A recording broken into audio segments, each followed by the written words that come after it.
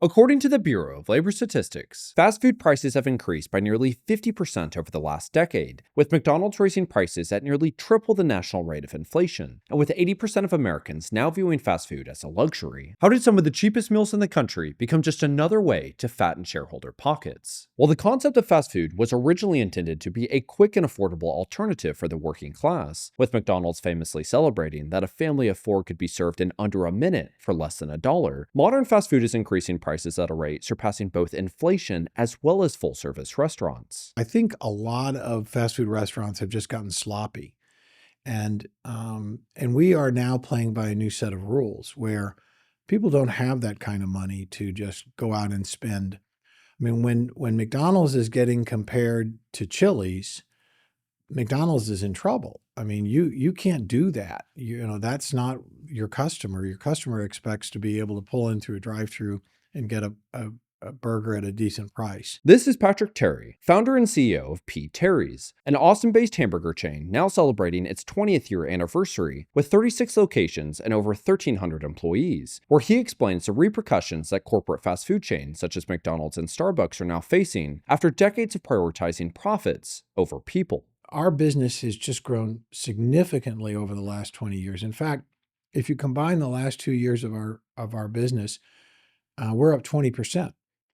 And you see like last quarter, McDonald's was down 3, Starbucks was down.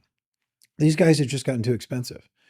And so I think P. Terry's is finally getting the recognition of the value that we've always been, but now it's just so blatant that it's hard to miss. By the 1980s, McDonald's had fundamentally solidified its position as the dominant force in the American fast food industry, causing Wendy's to recognize that gaining market share wouldn't come from scale or new menu innovations, it would come from price. And unlike McDonald's and Burger King, who aggressively discounted their high-margin signature burgers, Wendy's chose to protect its premium offerings, known for fresh, never-frozen beef, by creating a separate menu built specifically for budget-conscious consumers. Or in 1989, Wendy's introduced the Super Value menu, featuring a dedicated lineup of 99-cent items like chili, a baked potato, and the Junior Bacon Cheeseburger, which officially created a volume-driven model that attracted price-sensitive customers while boosting profitability through high-margin add-ons like drinks and Frosties. By 1998, Burger King introduced the 99-cent Great Taste menu,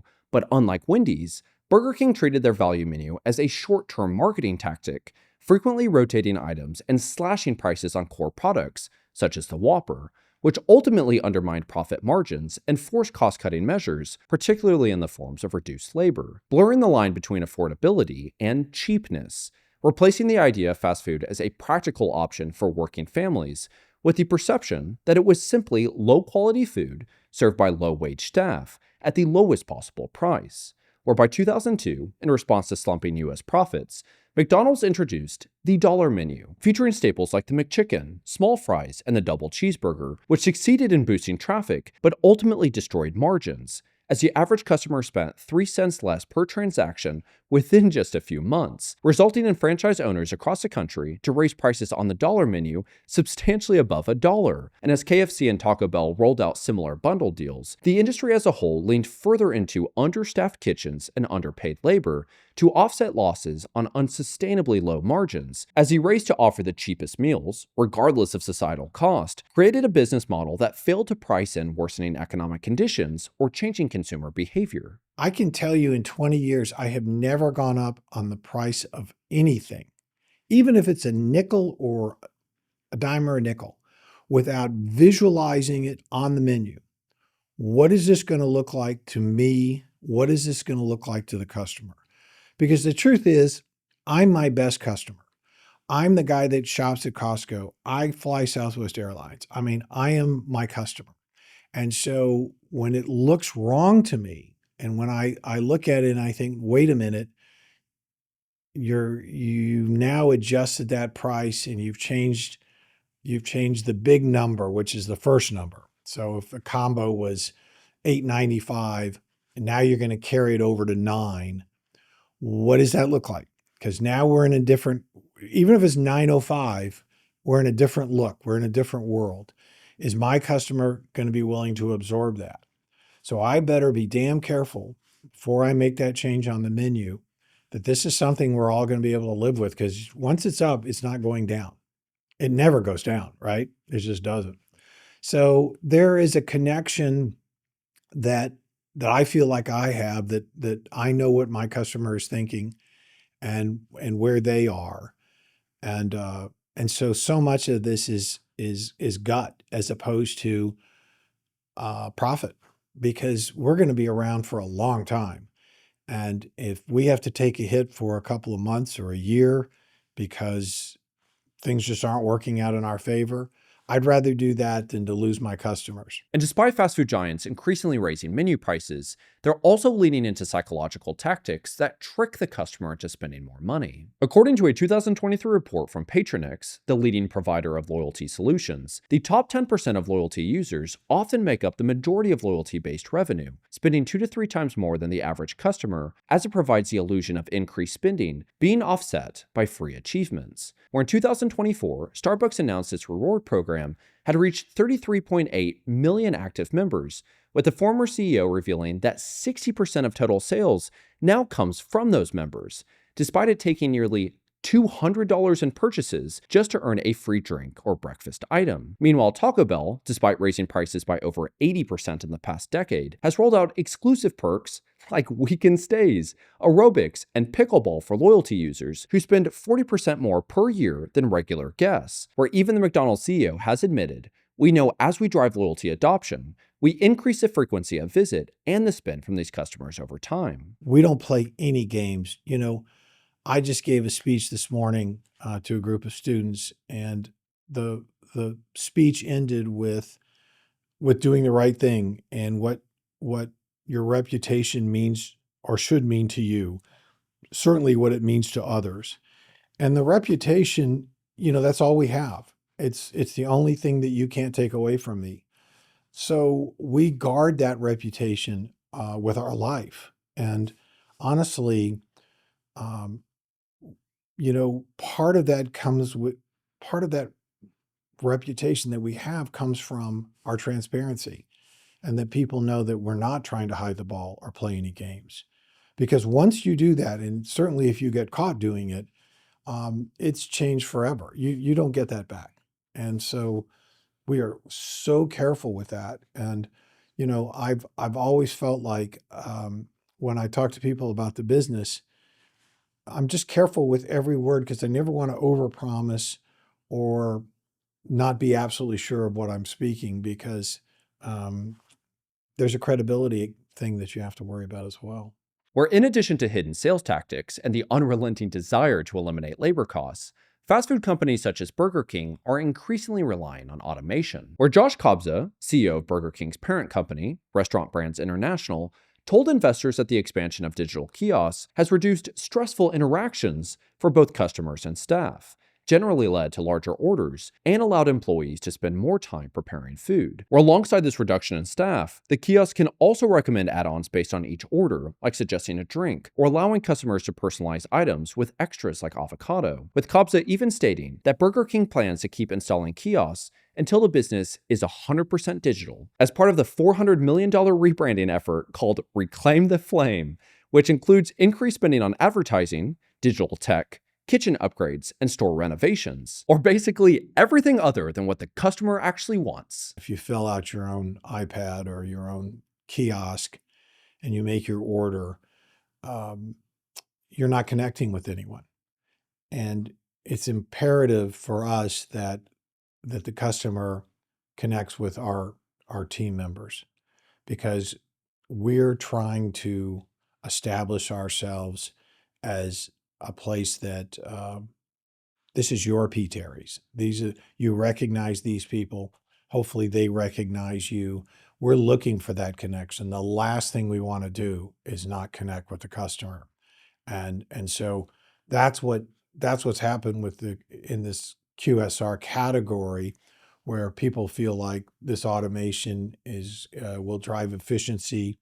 In some cases, they believe it increases the ticket. You get a higher ticket because when people are punching, they're more likely to buy a dessert or a larger drink or add a milkshake. They're looking the restaurant is looking for you to do that. But we think that if you take that personal connection out of it, then it's not who we are, and it's not what we have always wanted to be. I've had customers follow employees from one restaurant to another because that's their guy. That's the guy who takes their order. That's the guy who looks after them. And if he moved down the street, then they've moved down the street. And it's a remarkable compliment to our people when we're able to connect like that. So, I get this excitement about automation, but man, I don't think it's for us. And while fast food giants continue to blame every price increase on the economic ills of minimum wage, despite recent years of record profits, their refusal to plan for worsening conditions in favor of short-term gains is now being priced entirely onto the consumer. What's really going on is in the background, what the customer doesn't see, and that is we're just in a world where things are very inconsistent. We don't know what the price of beef is going to be from one week to another. And that was never the case. Everything when we started out was the price just had almost absolutely no change throughout a year. The beef, chicken, potatoes, they were all very consistent. And so it made it easy to forecast what you were going to do. Today, we will get a price on beef this Friday at 3:35 p.m. Central Standard Time. And that will tell us what the price of beef is for 1 week, 3 weeks from now. And we don't know if that will go up or down by 20, 30 cents. We just don't. And so you end up living with this uncertainty because you have to live with it. It's not going away. The price of chicken this year from January to May has doubled. I can't tell you why. And I'm not sure anyone can. But I can tell you that it has. And so you just have to be so careful as to what's going on in the world and what your headwinds are. Prior to White Castle, which opened in Wichita, Kansas in 1921, most Americans believed hamburgers were made from slaughterhouse scraps or spoiled meat, thanks to the low-quality patties sold at fairs, lunch counters, and roadside carts, resulting in White Castle to build their kitchens in full view of their customer in hopes of restoring trust through transparency. But a century later, despite paying record high prices, the quality of fast food in America is once again a mystery, where a 2018 study comparing chain restaurants in the US and UK found that American menu items had significantly more calories, fat, sugar, and sodium, especially on children's menus, with over 95% of items in both countries exceeding recommended nutrient limits. Where I was able to speak with Frankie, the lead chef at Precarious, who helped me understand how they manage to offer higher quality meals at affordable prices. To look at the menu as a whole, right? How can as many people enjoy what we are serving as possible, right? So our buns, they don't have egg, they don't have dairy. They're delivered to our stands almost every day, to different stands. That is a producer semi-local out of the Houston area, so it doesn't take long for them to get to us, plus expanding in the Houston market, super close to them. So we don't keep our buns for more than just a few days, right? A couple of days before. I mean, honestly, we run through everything that's been brought to us with the volume that we're doing within a couple of days, right? Buns are never frozen. That's, definitely part of our concept, and something that we pride ourselves in is the freshness of everything. And that includes the buns. A lot of times, you will get, oh, it was frozen and then thawed, or but in our case, never frozen. Same thing with our beef, never frozen. It's delivered to us fresh, and we only have one beef supplier, so we know the source of the beef that we're getting, of the beef patties that we're getting. Keeping it really simple. If you get our regular cheeseburger, you're getting the special sauce, lettuce, and tomato. We know obviously that the beef is fresh, the bun is fresh. The sauce that we're using is made here at our production facility, right? Minimal ingredients. We definitely make sure that it doesn't have any of the artificial dyes or ingredients. I mean, it's the ingredients within the ingredients are super simple as well. And just for comparison to some of P. Terry's competitors, I looked at the price, nutrients, and ingredients of the McNuggets, Chick-fil-A's Nuggets, and P. Terry's Chicken Bites, where an 8-count from McDonald's has 386 calories, 26 grams of fat, 1.2 grams of saturated fat, 7.2 grams of polyunsaturated fat, 10.4 grams of monosaturated fat, 724 milligrams of sodium, 19.4 grams of carbs, and 20 grams of protein, where you can see the very substantial list of ingredients, all for the price of between $5.99 to $6.49 here in Austin, Texas. For Chick-fil-A, an 8-count is 250 calories, 11 grams of fat, 2.5 grams of saturated fat, 1,210 milligrams of sodium, 11 grams of carbohydrates, 1 gram of sugar, and 27 grams of protein, where you can see the even more substantial list of ingredients, all for the price of $8.85 here in Austin, Texas. For P. Terry's, their 8-count chicken bites is 300 calories, 13 grams of fat, 3 grams of saturated fat, 600 milligrams of sodium, 13 grams of carbohydrates, and 42 grams of protein, consisting of 100% all-natural, antibiotic-free ground chicken breast seasoned in salt, pepper, and garlic powder, then breaded in cornstarch, buttermilk, and panko breadcrumbs, all for the price of exactly $5 here in Austin, Texas. We want to give them as much chicken as possible. So that really determined both the size of each individual bite, as well as how much we are offering in the 8-count bite, which is what people order the most. Price-wise, what we charge our guests, we want to do that minimally, right? Because we think about families, we think about all different situations. At what price point can we do that? Offer it at to where, if somebody has 3 kids, where we can stand out versus other concepts. Which leads me to believe that as society becomes increasingly more divided, with debates such as raising minimum wage, fast food giants are going to increasingly keep stealing from the working class. They've been doing so for decades, and they will continue to keep doing so because it's fundamentally their business model. It is all about squeezing every last cent out of their customer. At some point, the Popeyes, the Subway, the McDonald's, the Burger King, the Wendy's, the Jack in the Box will be completely automated. There will be no employees inside of the store.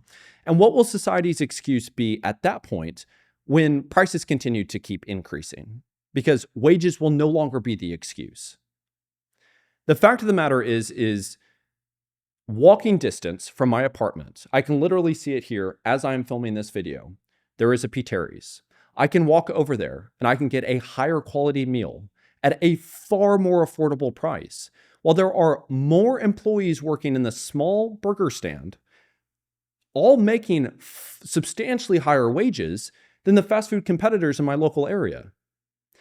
And that is what comes from a business model that is fundamentally designed to prioritize the employees as well as the customer. And that's exactly how things are supposed to be. That is what we should be championing for. That is who we should be supporting. Those are the small businesses that matter. I think that P. Terry's is a representation of what a small business used to mean to the United States. It is what we advertise that we still are, but we've completely abandoned it. And I think it's really important that we discuss truly how bad these companies have acted within the last few decades. I don't understand why we choose to destroy the wage earner instead of the corporation. That's not how the United States used to be, and it's a shame. But ultimately, on a positive note, P. Terry's is incredible. I've had nothing but great experiences. I reached out to Mr. Terry to see if he would do this interview. Within 45 minutes, we already had a date planned. I've been eating P. terry since I was a young boy. It's just very special. It's a very special thing for Austin. It's a very special thing for me. It's a very special thing because it in many ways also symbolizes his channel. It shows I care so much about providing value to you, and that's all that matters to me. And it's exciting, and I really hope that this was able to provide value to you. I just want to thank Mr. Terry, Frankie, the P. Terry's team for providing such a wonderful product. It is so much more than just a burger stand. It really is. It's a symbolization of what the United States used to mean. And I also have already done about 6 months ago a podcast with Mr. Terry, so please feel free to check that out as well. Anyways, thank you all so much for your time. Until next time, bye-bye. I'm not sure there's anything more important than taking care of our employees. Most people will tell you that the most important thing is to take care of your customer. I'm not even sure what that means, because really when you're saying that, you're saying my employees are going to take care of the customer. I mean, I'm sitting in an office right now. We have 36 stores. I can't take care of the customer. I depend on the employees, frankly, to take care of the customer. That's how this works. If I haven't taken care of the employees, what are the odds they're going to take care of the customer? Not very much. And so we start with taking care of the employees.